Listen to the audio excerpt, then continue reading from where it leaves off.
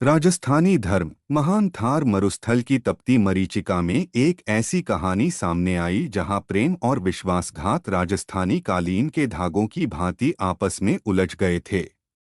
Major Arjun Sharma 45 वर्षीय जीवन रक्षा प्रशिक्षक और पूर्व पैरा एसएफ कमांडो ने कारगिल की बर्फीली चोटियों पर निशान पढ़ना सीखा था, जहां हर छोटी सी बात जीवन और मृत्यु के बीच, सम्मान और अपमान के बीच, भारत माता के सामने गर्व और शर्म के बीच अंतर का कारण बन सकती थी।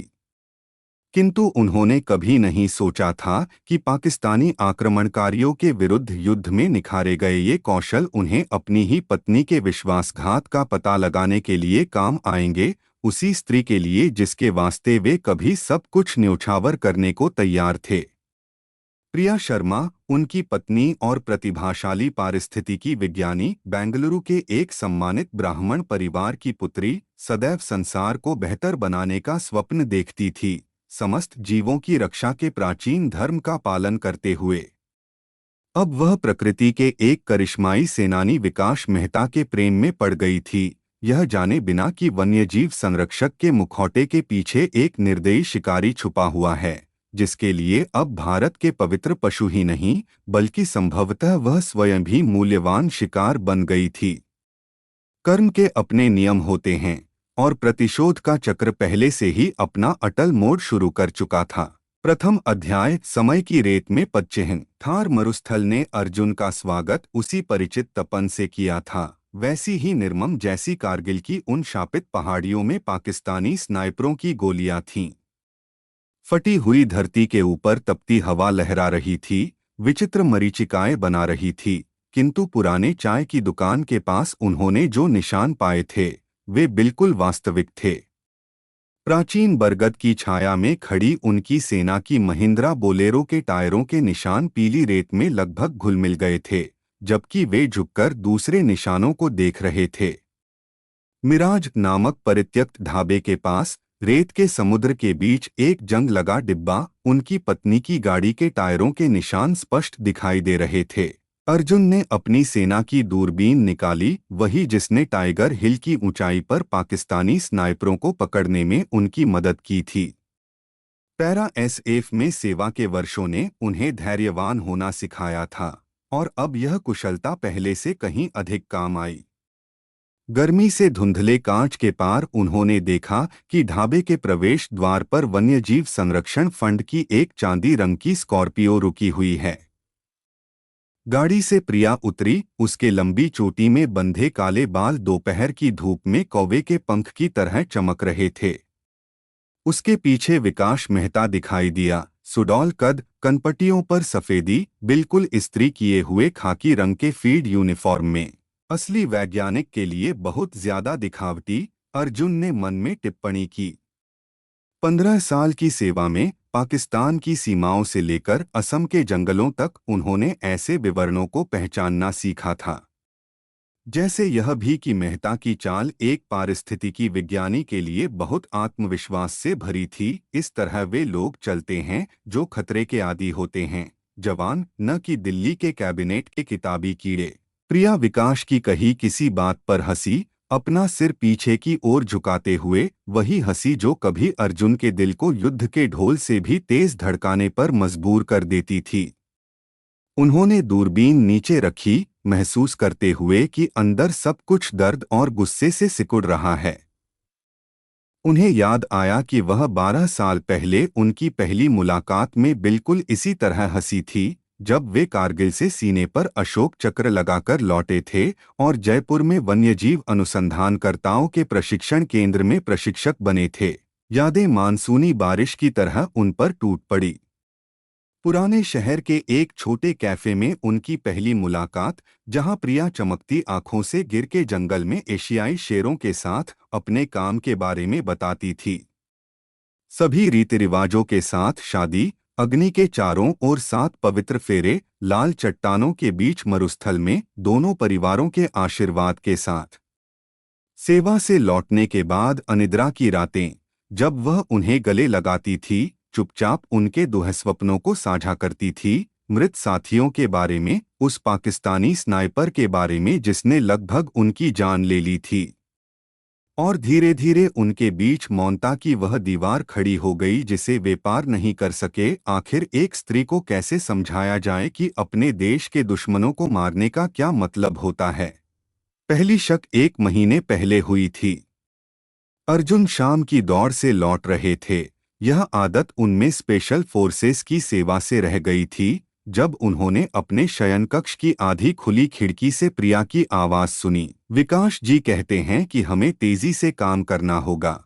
उसकी आवाज में एक विशेष कोमलता थी जो उन्होंने काफी समय से नहीं सुनी थी। एशियाई शेरों की आबादी अगले मौसम का इंतजार नहीं कर सकती। अर्जुन खिड़की के नीचे रुक गए, कान लगाकर सुनते हुए। पत्नी के स्वर में कुछ ऐसी बात थी जिसने उन्हें सावधान कर दिया। वही प्रवृत्ति जो कश्मीरी पहाड़ों में घात लगाने के बारे में चेतावनी देती थी। बेशक मैं जोखिमों को समझती हूँ, लेकिन आप जानते हैं कि यह मेरे लिए कितना महत्वपूर्ण है। एक विराम। नहीं, मुझ साहब को कुछ पता नहीं है। वे अपने नए लोगों के लिए उत्तरजीविता पाठ्यक्रमों में बहुत व्यस्त हैं। ये शब्द उस पाकिस्तानी गोली से भी ज्यादा दुखदाई थे जो कभी टाइगर हिल की ऊंचाई पर उनके कंधे को बेधकर निकली थी। शाम को जब अर्जुन घर लौटे, प्रिया बैठक में उनका इंतजार कर रही थी। वह उनकी पसंदीदा कुर्सी में बैठी थी, अपने घुटनों को बाहों में भरकर, इतनी छोटी और खोई हुई। डूबते सूरज की रोशनी कमरे को तांबे के रंग में रंग रही थी, उनकी शादी के दिन उसकी रेशमी साड़ी के रंग की याद दिलाते हुए। मैंने आज तुम्हें उसके साथ देखा है, उन्होंने सीधे सीधे कहा, सामने वाली कुर्सी पर बैठते हुए। गला सूख गया था, मानो उन्होंने रेगिस्तानी रेत निगल ली हो। प्रिया चौंक गई, लेकिन इनकार नहीं किया। उसकी आंखों में आंसू चमके। मैं नहीं चाहती थी कि आपको इस तरह से पता चले। यह परिवार में बुजुर्गों की सारी शिक्षाओं के विपरीत है। तो तुम कैसे चाहती थीं? उनकी आवाज दबी हुई आई, मानो रेत की मोटी परत के नीचे से आ रही हो। पूरी कैंटोनमेंट के सामने हमारे खानदान की बेइज्जती के जरिए। यह समझाना जटिल है अर्जुन जी। उसने अपने हाथ से चेहरे पर से आंसू पोंछे। कारगिल से आपकी वापसी के बाद सब कुछ बदल गया। आप अलग हो गए, चुप, अंतर्मुखी। हमारे बीच एक दीवार खड़ी हो गई और मैं नहीं जानती थी कि इसे कैसे तोड़ूं। फिर विकास आया और उसने तुम्हें क्या दिया? अर्जुन ने शांत रहने की कोशिश की, हालांकि भीतर सब कुछ उबल रहा था। परिवार का सम्मान, खानदान की इज्जत, सब कुछ बर्बाद हो रहा था। समझदारी, काम के प्रति जुनून। वह मेरे मूल्यों को, प्रकृति के प्रति मेरे प्रेम को साझा करता है। जब मैं उसे अपने अनुसंधान के बारे में बताती हूँ तो वह सिर्फ सुनता नहीं है, वह वास्तव में समझता है। वह कहता है कि मैं प्रकृति की देवी की तरह हूँ, स्वयं प्रकृति का अवतार। अर्जुन अपनी पत्नी को देखते रहे, उस स्त्री में उस लड़की को पहचानने की कोशिश करते हुए जिससे उन्होंने अपनी माँ के आशीर्वाद से शादी की थी। प्रिया ने अपना होंठ दबाया। यह इशारा हमेशा उसकी बेचैनी को दर्शाता था और अचानक सीधी हो गई। सुनिए, 1 हफ्ते बाद अभियान शुरू होगा। विकास गिर के जंगल में एशियाई शेरों के नक्शेकदम पर एक दल का नेतृत्व कर रहा है। यह अनुसंधान के लिए एक अनूठा अवसर है। और इसमें मेरा क्या काम? अर्जुन ने बीच में टोका। तुम्हारा धर्म तो पहले से तय हो चुका है। मैं चाहती हूं कि आप हमारे साथ चलें। वह आगे झुकी। पति के रूप में नहीं, बल्कि उत्तरजीविता विशेषज्ञ के रूप में।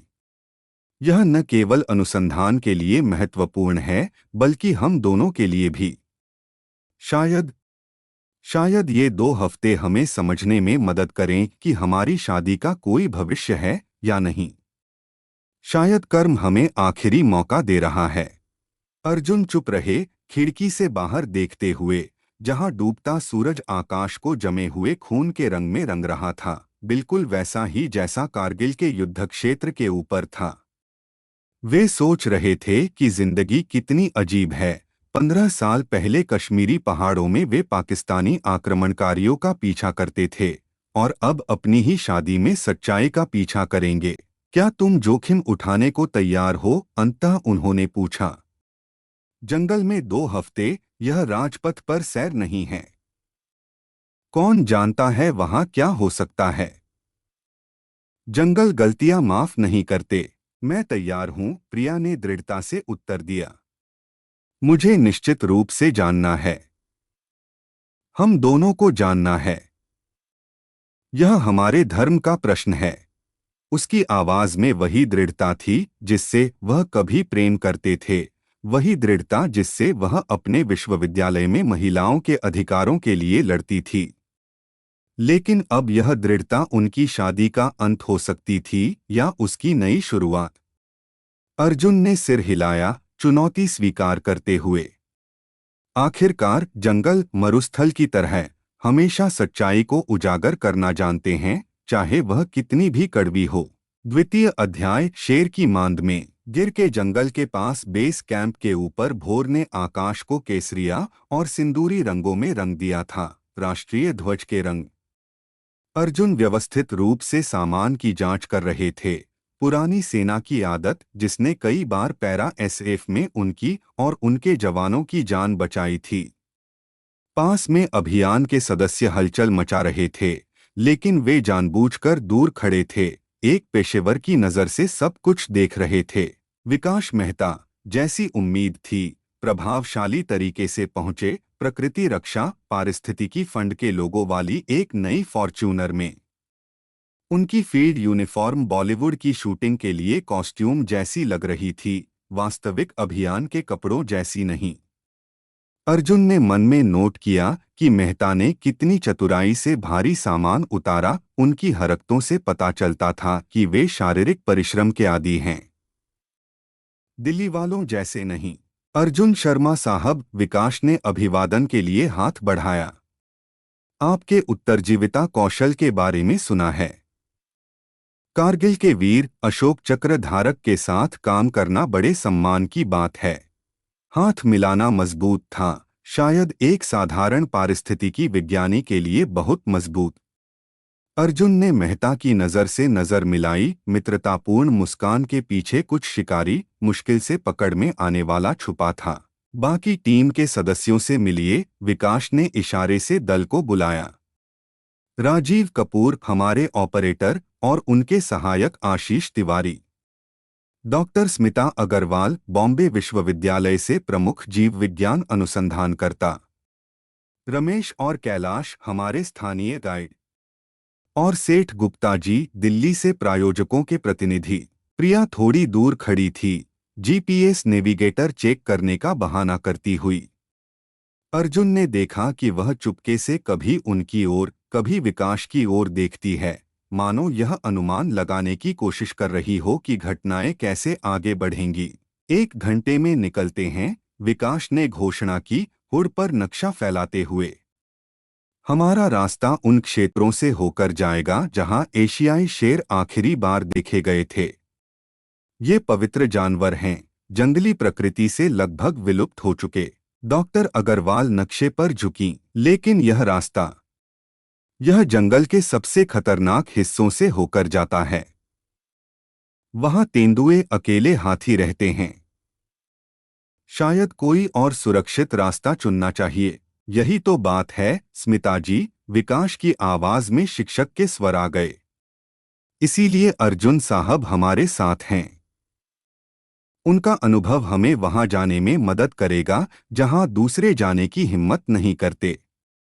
वे तो असली वीर हैं, बहादुर। अर्जुन चुप रहे, लेकिन मन में चुने गए रास्ते की अजीबता को नोट किया।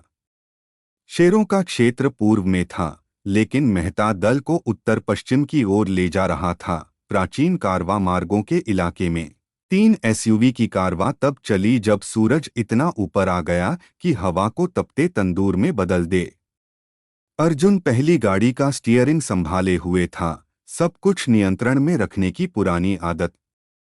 रियर व्यू मिरर में वे दूसरी जीप देख सकते थे, जहां विकास प्रिया और डॉक्टर अग्रवाल को कुछ जोशीले अंदाज में बता रहा था। दोपहर तक दृश्य बदल गया था। घने जंगल की जगह विचित्र चट्टानी संरचनाओं वाली पहाड़ी जमीन आ गई थी, जो प्राचीन मंदिरों की तरह दिखती थी। अर्जुन के पास बैठे रमेश स्पष्ट रूप से घबराए हुए थे। बुरी जगह है साहब, बुजुर्ग कहते हैं। यहाँ महाराजाओं के जमाने में पूरे व्यापारी कारवां गायब हो जाते थे। अंधविश्वास, विकास ने रेडियो पर लापरवाही से कहा। जब अर्जुन ने गाइड की बात पहुंचाई, हमें विज्ञान से मतलब है, गांव की कहानियों से नहीं। हालांकि अर्जुन ने देखा कि मेहता इस इलाके में कितने विश्वास से रास्ता दिखा रहे हैं। एक ऐसे व्यक्ति के लिए बहुत ज्यादा विश्वास जो कथित तौर पर यहाँ पहली बार अभियान चला रहा है। सैन्य प्रशिक्षण का इशारा था, यहाँ कुछ गड़बड़ है। शाम तक उन्होंने पहला शिविर अपेक्षाकृत सुरक्षित जगह पर लगाया था, चट्टानों के बीच एक प्राकृतिक गड्ढे में। जबकि बाकी सबने व्यवस्था में खुद को व्यस्त किया, अर्जुन ने चुपके से परिधि का चक्कर लगाया। कुछ 100 मीटर दूर उन्होंने अजीब निशान पाए। कोई यहाँ नियमित रूप से भारी वाहन चलाता था। स्थानीय ज्ञान प्रभावशाली है, अर्जुन ने आकस्मिक तौर पर टिप्पणी की जब विकास पानी का कनस्तर लेकर उनके पास से गुजरा। वर्षों के अनुसंधान, उसने मुस्कुराते हुए कहा। आश्चर्यजनक है कि यदि आप वास्तव में प्रकृति माता से प्रेम करें तो कितना कुछ जान सकते हैं। प्रिया पास में वैज्ञानिक उपकरण फैला रही थी, विकास को प्रशंसा से देखती हुई।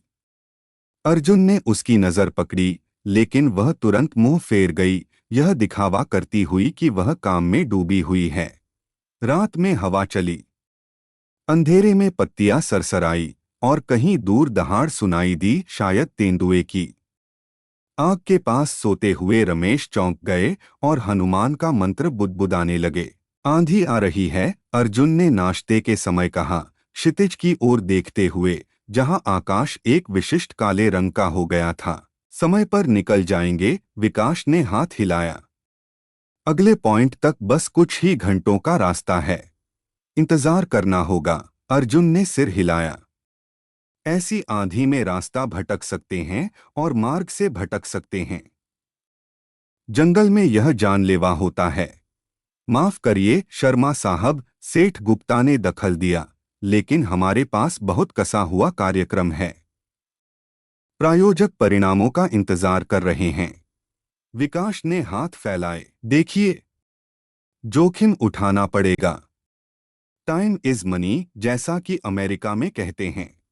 अर्जुन ने प्रिया की ओर देखा, वह अनुपस्थित मन से बैठी थी, ठंडी चाय को यांत्रिक रूप से हिलाती हुई। उसकी नज़र में कुछ ऐसा था जो सुझाता था। वह अपने पारिस्थितिकीवीर के व्यवहार में असंगतियां नोटिस करना शुरू कर रही है। वे केवल कुछ किलोमीटर ही गए थे कि सच्ची उष्णकटिबंधीय आंधी शुरू हो गई। बारिश की दीवार ने जंगल को ढक लिया, दृश्यता कुछ मीटर तक गिर गई। रेडियो में खराबी के साथ साथ दूसरी गाड़ियों से परेशान आवाजें आ रही थीं। सभी रुक जाएं, अर्जुन ने आदेश दिया। इंजन बंद करें और बारिश रुकने तक इंतजार करें। आगे बढ़ना होगा। विकास की आवाज रेडियो में तनावपूर्ण लग रही थी। हम समय नहीं गवा सकते, अभी चले तो समय से कहीं ज्यादा गवाएंगे, अर्जुन ने कड़ाई से कहा। कुछ सेकंड के लिए ईथर में सन्नाटा छा गया, केवल गड़गड़ाहट की आवाज के अलावा। फिर विकास ने अनिच्छा से सहमति दी। अच्छा, सभी इंजन बंद करें और इंतजार करें। तृतीय अध्याय, बाघ का दांत। आंधी केवल दोपहर तक शांत हुई, अपने पीछे अपरिचितता तक बदला हुआ दृश्य छोड़कर। पानी की धाराओं ने रास्तों को धो दिया था, मानो स्वयं प्रकृति ने अपनी कृति को फिर से बनाने का फैसला किया हो। गीली धरती के ऊपर नम हवा कांप रही थी, क्षितिज को विकृत करती हुई और इसे आकाश और धरती के बीच एक अस्थिर रेखा में बदलती हुई। अर्जुन दल के आगे चल रहे थे, गीली मिट्टी पर निशानों का ध्यानपूर्वक अध्ययन करते हुए। कुछ चीज ने उनका ध्यान आकर्षित किया, मुश्किल से दिखाई देने वाले टायर के निशान पूर्व की ओर जाते हुए। अजीब, क्योंकि नेविगेटर के अनुसार निकटतम सड़क यहां से 100 किलोमीटर दूर थी। देखिए, डॉक्टर अग्रवाल अचानक चिल्लाईं, झाड़ियों में कुछ की ओर इशारा करते हुए। सभी खोज के चारों ओर जमा हो गए। मिट्टी में एक बड़े कैलिबर की कारतूस का खोखा पड़ा था, आधा धरती में धंसा हुआ। पास में खून के काले धब्बे दिखाई दे रहे थे, पुराने, लगभग बारिश से धुल गए। शिकारी, विकास ने दांतों के बीच से कहा, और उसकी आवाज में इतना असली गुस्सा था कि प्रिया ने भी आश्चर्य से उसकी ओर देखा। वे यहाँ बड़ी बिल्लियों का शिकार करते हैं, लंबी दूरी के स्नाइपर राइफल का इस्तेमाल करते हैं। अर्जुन ने मन में नोट किया कि हथियार का यह वर्णन कितना पेशेवर लगा। एक पारिस्थितिकी विज्ञानी के लिए बहुत पेशेवर। हमें वन रक्षकों को सूचना देनी चाहिए, प्रिया ने सैटेलाइट फोन निकालते हुए सुझाव दिया।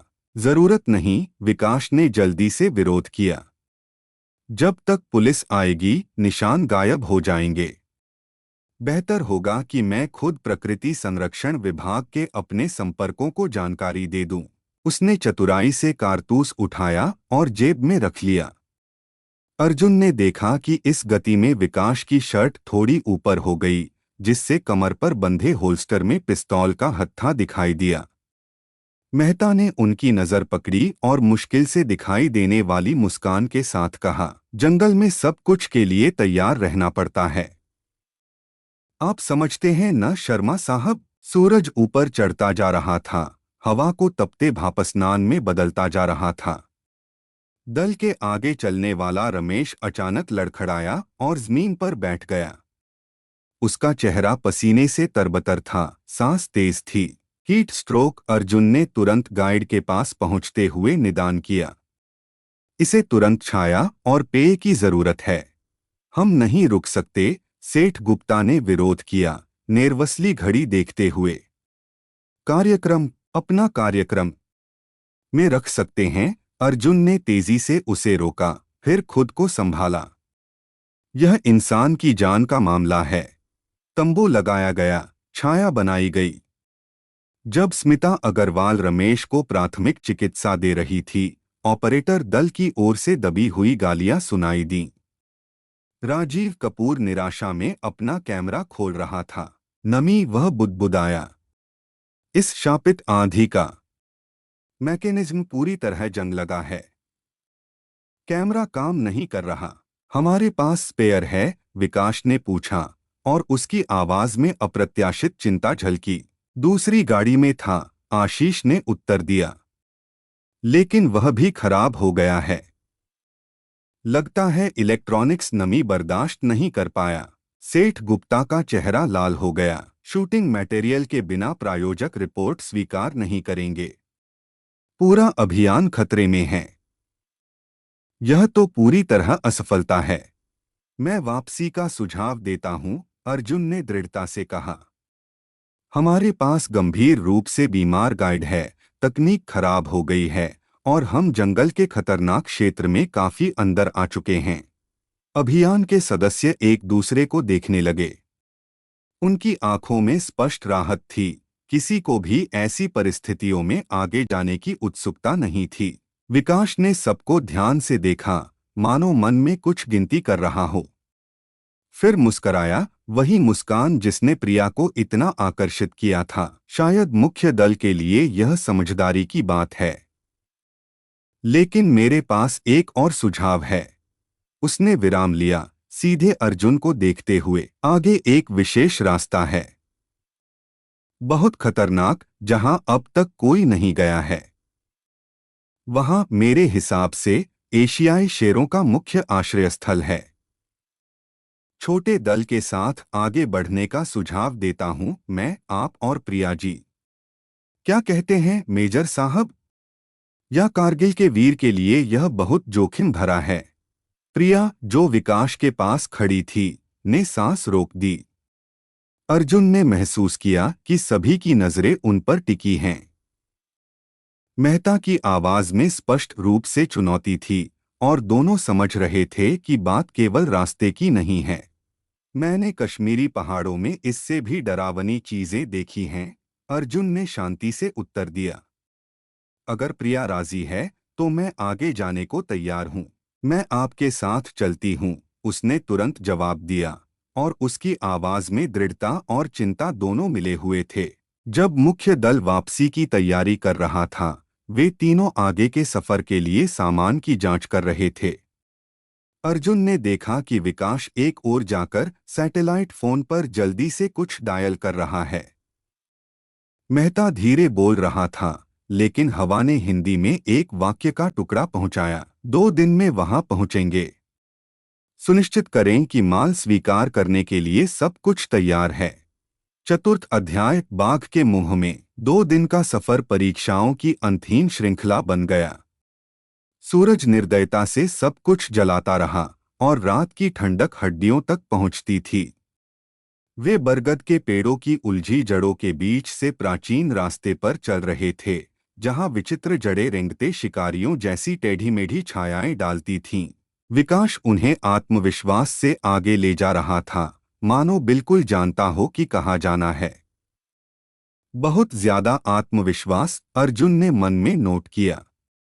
पिछले 24 घंटों में उन्होंने 3 बार दिशा बदली थी, कथित तौर पर शेरों की उपस्थिति के संकेतों का पीछा करते हुए, लेकिन अनुभवी ट्रैकर को दिखाई दे रहा था उनका रास्ता एक सोचे समझे सर्पिल में बन रहा था, जो किसी विशिष्ट बिंदु की ओर ले जा रहा था।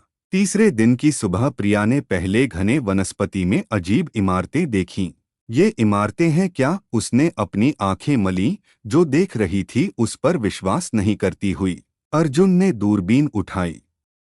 सुबह के धुंधलके में किसी कॉम्प्लेक्स की आकृतियां दिखाई दीं, कई एक मंजिला इमारतें, जंगल के रंग में छद्मावर्ण में, और कुछ हेलीकॉप्टर लैंडिंग पेड जैसा। परित्यक्त अनुसंधान स्टेशन, विकास ने लापरवाही से कहा। यहाँ कभी जानवरों के प्रवास का अध्ययन किया जाता था। अजीब है, अर्जुन ने कहा। वन विभाग के नक्शों में यह चिह्नित नहीं है। ओह, बहुत सी चीजें हैं जो आधिकारिक नक्शों में चिह्नित नहीं हैं। विकास मुस्कराया और उसकी आवाज में पहली बार खुलेआम धमकी थी। वे कॉम्प्लेक्स के पास आए। प्रिया पेशेवर रुचि से उत्साहित होकर पहले मुख्य इमारत की ओर गई, लेकिन अर्जुन ने समय पर उसका हाथ पकड़ लिया। रुको मत, उनकी सैन्य सहज बुद्धि खतरे के बारे में चिल्ला रही थी।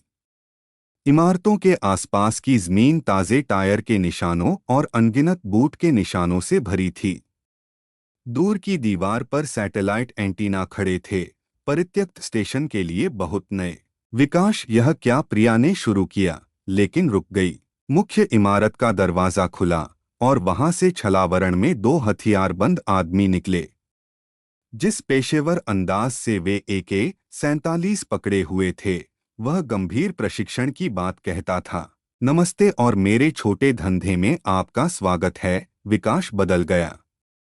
आदर्शवादी पारिस्थितिकी विज्ञानी का मुखौटा बिल्कुल गायब हो गया।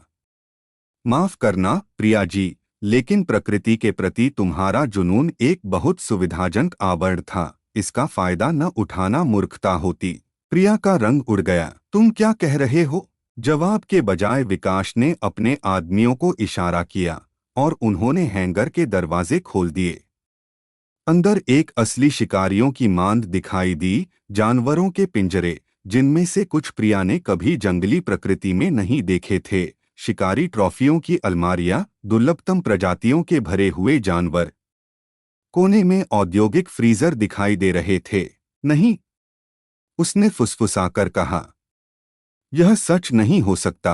क्यों नहीं? विकास ने लापरवाही से काले हिरन के भरे हुए रूप पर हाथ फेरा। तुम जानती हो चीन में कलेक्टर ऐसे नमूनों के लिए कितना पैसा देने को तैयार हैं। और पारंपरिक चिकित्सा, 1 किलो गैंडे का सींग सोने से भी महंगा होता है। तुमने मेरा इस्तेमाल किया। प्रिया की आवाज कांप रही थी। प्रकृति संरक्षण के बारे में, विलुप्त होती प्रजातियों को बचाने के बारे में तमाम बातें। तुमने मेरे परिवार को, मेरे धर्म को बदनाम किया। तुम खुद इस पर विश्वास करना चाहती थी। विकास ने कंधे उचकाए। लोगों को तब मैनिपुलेट करना आसान होता है जब वे धोखा खाने को तैयार हों। और वैसे भी मैं यह सब हम दोनों के लिए कर रहा था। सोचो, हम साथ मिलकर कितना पैसा कमा सकते थे। अर्जुन धीरे धीरे हिले, प्रिया को अपने पीछे छुपाते हुए। उनकी नजर कमरे में घूमी, स्थिति का आकलन करते हुए। विकास को छोड़कर 4 हथियारबंद आदमी। 2 निकास। पूर्वी दीवार के पास ईंधन के कनस्तरों का एक गुच्छा। और अब क्या, उन्होंने पूछा समय बचाते हुए। अब विकास ने मकारोव पिस्तौल निकाली। अब मुझे अतिरिक्त गवाह से छुटकारा पाना है। कहना चाहूंगा कि कुछ व्यक्तिगत नहीं, सिर्फ धंधा है। लेकिन यहाँ बिल्कुल व्यक्तिगत है, अर्जुन जी। इसी समय बाहर से बढ़ती आवाज सुनाई दी। सभी ने अनैच्छिक रूप से निकास की ओर सिर मोड़ा। हेलीकॉप्टर की आवाज आ रही थी। अर्जुन ने तुरंत प्रतिक्रिया दी। तेज हरकत से उन्होंने भरे हुए जानवरों की अलमारी गिराई, साथ ही प्रिया को मजबूत कंटेनर के पीछे धकेला।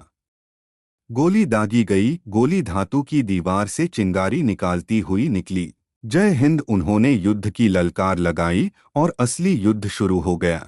पैरा एसएफ में 15 साल की सेवा ने अर्जुन के शरीर को जीवित रहने का परिष्कृत साधन बना दिया था। वे काली विनाशकारी प्रतिशोध की देवी के भूत की तरह हिले। वर्षों के प्रशिक्षण ने धारणा का विशेष मोड़ चालू किया। समय मानो धीमा हो गया। प्रतिद्वंद्वियों की हर हरकत पूर्वानुमेय हो गई। कमरे की हर वस्तु संभावित हथियार बन गई। पहला गार्ड बिना समझे गिरा कि मार कहाँ से आई। करोटी धमनी पर हाथ के किनारे से बिजली की तरह मारने उसे बेहोश कर दिया। दूसरे ने मुड़कर राइफल दिखाने की कोशिश की, लेकिन अर्जुन पहले से ही उसकी पीठ के पीछे फिसल गए थे, हथियार छीनते हुए। छोटी लड़ाई कनपटी पर बट की मार से समाप्त हुई। उसे मार डालो, विकास दहाड़ा, और बचे हुए 2 गार्डों ने भारी गोलीबारी शुरू की। अर्जुन धातु के वर्कबेंच के पीछे लुढ़के प्रिया को अपने साथ खींचते हुए। गोलियां धातु से चिंगारियां निकाल रही थीं। खाली कारतूसों की आवाज गिरते पिंजरों की आवाज के साथ मिल रही थी। डरे हुए जानवर गर्जना कर रहे थे, कानफोड़ू कोलाहल पैदा कर रहे। यहीं रहो, उन्होंने प्रिया से फुसफुसाकर कहा, छत के नीचे एक बीम देखते हुए। 2 राउंड के बीच के समय का इंतजार करके अर्जुन ने विरोधियों की ओर तेंदुए का भरा हुआ रूप फेंका। जब तक वे सहजबोध से गति को ट्रैक कर रहे थे, वे पहले से ही बीम पर चढ़ गए थे, उनके ऊपर की स्थिति में मौनता से आगे बढ़ते हुए। आने वाले हेलीकॉप्टर की आवाज और तेज होती जा रही थी, गोलीबारी की गर्जना के साथ मिलकर। इस अराजकता में अर्जुन वास्तविक भूत बन गए, जैसे कश्मीरी पहाड़ों की उन रातों में जब उनकी यूनिट पाकिस्तानी आतंकवादियों के खिलाफ विशेष ऑपरेशन करती थी। तीसरा गार्ड धुएं के धुंधलेपन में गायब हो गया। छोटी मार, जोड़ की हड्डी टूटी, दबी हुई चीख। चौथे ने आवाज की तरफ मुड़ने की कोशिश की, लेकिन बहुत देर हो चुकी थी। अर्जुन ने उसकी ही गति का इस्तेमाल किया, प्रतिद्वंद्वी को अपने ऊपर से फेंकते हुए। शरीर धड़ाम से शिकारी ट्रॉफियों की अलमारी में जा गिरा। विकास ने लगभग पास से गोली चलाई। गोली अर्जुन के कंधे को छूती हुई निकली, लेकिन अगली गोली नहीं आई। हाथ से हाथ की लड़ाई के पागल नृत्य में पूर्व स्पेशल फोर्सेस वाला प्रतिद्वंद्वी के हाथ के नीचे फिसल गया, कलाई को तोड़ने तक मोड़ते हुए। पिस्तौल खनकती हुई कंक्रीट के फर्श पर गिरी। यह निहत्थे जानवरों को मारना नहीं है, अर्जुन ने दांतों के बीच से कहा, मेहता के हताश हमले को रोकते हुए। एक क्रूर हाथापाई शुरू हुई। विकास एक पेशेवर की तरह लड़ रहा था, उसकी मारें तेज और सटीक थीं, लेकिन अर्जुन उसकी हरकतों को पवित्र मंत्र की तरह पढ़ रहे थे। ब्लॉक, बचना, पलटवार।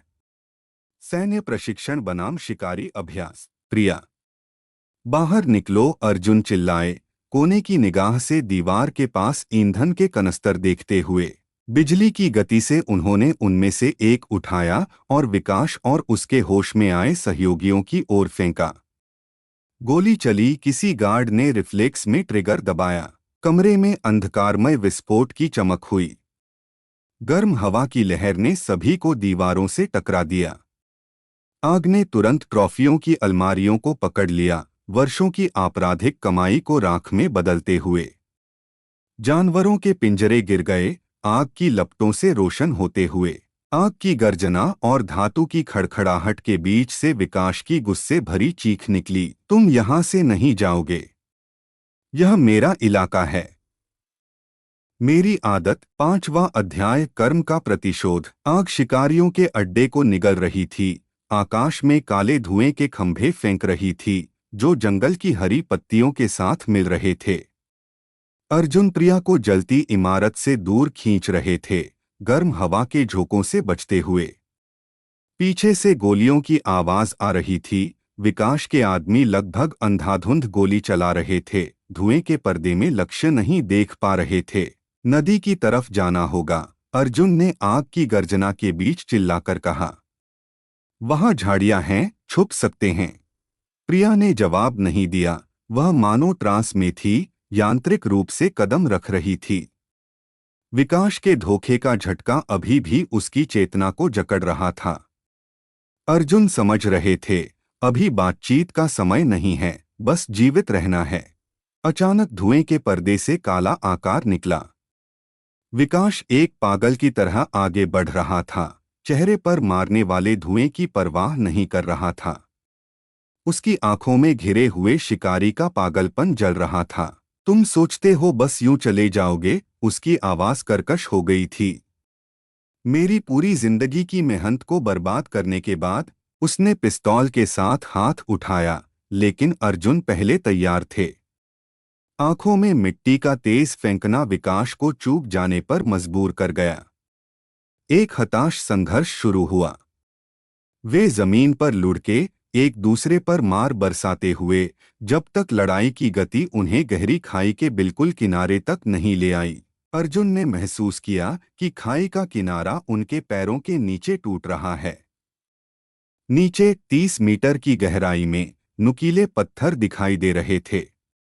विकास ने भी खतरे को महसूस किया। वह रुक गया, भारी सांस लेते हुए, अभी भी पिस्तौल हाथ में पकड़े हुए। तुम जानते हो सबसे मजेदार बात क्या है? वह खून थूकते हुए हांफा। मैं वास्तव में उससे प्रेम करता था, अपने तरीके से। वह मेरे लिए देवी की तरह थी। तुम प्रेम करने में सक्षम नहीं हो, अर्जुन ने कड़ाई से कहा। तुम एक शिकारी हो जिसके लिए आसपास के सभी लोग सिर्फ शिकार हैं। तुम्हारा कर्म तुम्हें मिल गया। प्रिया उनसे कुछ मीटर दूर खड़ी थी, मूर्ति की तरह जम गई। जब उसने देखा कि आदमी किस स्थिति में फंसे हैं, तो उसकी आंखें डर से फैल गईं। विकास, उसकी आवाज कांप रही थी। क्यों? यह सारा झूठ क्यों? मेरे परिवार को बदनाम करने के लिए क्यों? झूठ? वह हिस्टेरिकल हंसी हंसा। मैंने तुम्हें असली प्रकृति दिखाई। तुम्हारी वैज्ञानिक पत्रिकाओं के मीठे संस्करण को नहीं, बल्कि जीवित रहने का वास्तविक नियम। मजबूत कमजोर को खाता है, यही सारी सच्चाई है। हवा का नया झोंका उन पर धुआं फेंकता गया। अर्जुन ने महसूस किया कि मिट्टी उनके पैरों के नीचे धोखे से खिसक रही है। वे और विकास बिल्कुल किनारे पर संतुलन बनाए हुए थे, मौत के आलिंगन में बंधे हुए। अचानक अर्जुन ने पकड़ ढीली की और एक कदम पीछे हटे। इसे ईमानदारी से करते हैं, मेहता। मैं तुम्हें चुनाव देता हूं, जैसा कि क्षत्रिय के लिए उचित है। उन्होंने बैग से पानी की अंतिम बोतल निकाली जो उनके पास बची थी। उसे अपने और विकास के बीच पत्थर पर रख दिया। यहाँ इतना पानी है कि एक आदमी निकटतम गांव तक पहुंच सके। चुनो, या तो प्रिया को लो या पानी लो। तय करो कि तुम वास्तव में कौन हो। प्रिया ने सांस रोक ली। विकास की नजर बोतल से औरत पर और फिर वापस जा रही थी। उसकी आंखों में एक क्षण के लिए इंसानी भावना जैसी कुछ चमकी, लेकिन केवल एक पल के लिए। हरकत बिजली की तरह तेज थी। उसने बोतल पकड़ी और पीछे कूदा, पिस्तौल से अर्जुन पर निशाना साधते हुए। यह मेरा चुनाव है, वह हवा के झोंकों के बीच चिल्लाया। मैं जीवन चुनता हूं, और तुम जंगल का हिस्सा बन जाओगे। लेकिन इसी समय खाई का किनारा उनकी लड़ाई से कमजोर होकर अंततः टूट गया। विकास ने संतुलन बनाए रखने की कोशिश की, लेकिन मिट्टी धोखे से उसके पैरों के नीचे फिसल गई। आखिरी चीज जो उन्होंने देखी वह था उसका डर से बिगड़ा चेहरा। जब वह गड्ढे में गिरना शुरू हुआ, अभी भी पानी की बोतल को हाथों में कसकर पकड़े हुए। अर्जुन आगे झपटे, प्रिया का हाथ पकड़कर उसे टूटते किनारे से दूर खींचते हुए। वे खाई से कुछ मीटर दूर जमीन पर गिरे, अनुभव किए गए तनाव से सांस लेते हुए और कांपते हुए। हेलीकॉप्टर की आवाज और तेज होती जा रही थी। धीरे धीरे आग की चटकार शांत हो रही थी। कहीं दूर गर्जना सुनाई दी, शायद यह उन्हीं एशियाई शेरों में से एक था जिनके अस्तित्व को विकास ने अपने काले कामों के लिए आवरण के रूप में इस्तेमाल किया था। हमें जाना होगा, अर्जुन ने चुपचाप कहा, पैरों पर खड़े होते हुए और प्रिया को उठने में मदद करते हुए। सूरज डूबने से पहले लोगों तक पहुंचना होगा। उसने चुपचाप सिर हिलाया, अभी भी बोलने में असमर्थ। उसकी आंखों में आंसू थे, धुएं से या इस एहसास से कि वह कितनी क्रूरता से उस आदमी के बारे में गलत थी जिसे वह अपनी जान सौंपने को तैयार थी। वे खाई से दूर चले गए, एक दूसरे का हाथ पकड़कर, कोमलता से नहीं बल्कि एक दूसरे को सहारा देने की जरूरत से।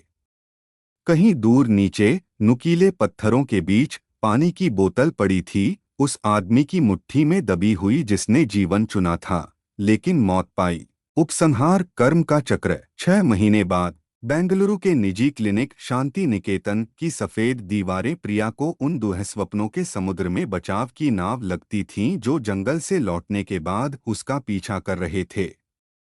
हर रात वह ठंडे पसीने में जागती थी, उसे एशियाई शेरों की जलती आंखें, गड्ढे में गिरते विकास का गुस्से से बिगड़ा चेहरा और जंगल के हरे अंधकार की अनथीन लहरें दिखाई देती थीं जो उसे पूरी तरह निगलने के लिए तैयार थीं। आप प्रगति कर रही हैं, प्रिया जी, डॉक्टर मिश्रा अगले थेरेपी सेशन के दौरान कहते थे। पोस्ट ट्रॉमेटिक डिसऑर्डर में समय और धैर्य चाहिए, लेकिन मैं स्पष्ट सुधार देख रहा हूं। वह सिर हिलाती थी, यांत्रिक रूप से अस्पताल के सलवार के किनारे से खेलती हुई।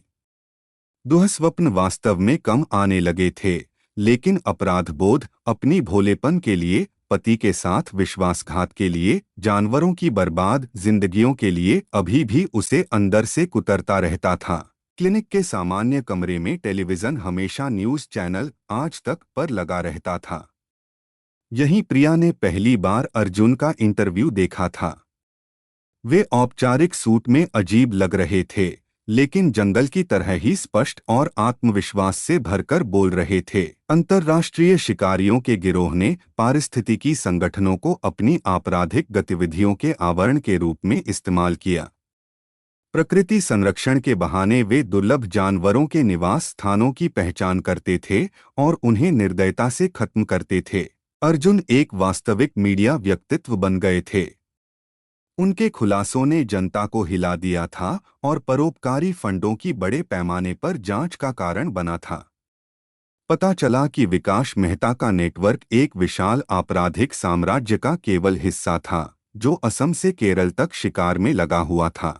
मेहता की लाश कभी नहीं मिली, जंगल अपने रहस्य छुपाकर रखते हैं, जैसे उसके द्वारा वादा किए गए एशियाई शेरों की सच्चाई भी। वैसे अब इसका कोई मतलब नहीं था। दुःस्वप्न समाप्त हो गया था, केवल आत्मा में घाव और विश्वासघात का कड़वा स्वाद छोड़कर। वार्ड में जहां नर्स शाम की दवाइयां लेकर आई थी, प्रिया डूबते सूरज को देखती रही। उसकी लालिमा भरी किरणें उसे जंगल में उस आग की याद दिला रही थीं, जहां न केवल आपराधिक ट्रॉफियां जली थीं, बल्कि उसकी पुरानी जिंदगी भी। केवल उम्मीद बची थी कि इस राख से कुछ नया जन्म ले सके।